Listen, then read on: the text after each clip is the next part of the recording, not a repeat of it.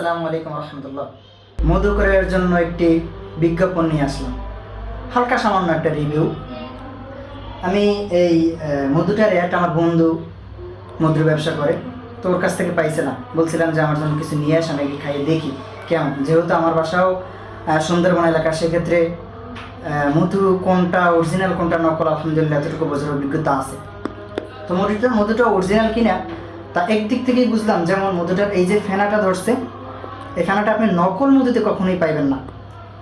তার মানে বোঝা গেছে এটা 100% এক নাম্বার। এবং খেয়ে যতটুকু বুঝলাম, এতে আমি আরও বিশ্বস্ত হইলাম আলহামদুলিল্লাহ, এটা এক নাম্বারই।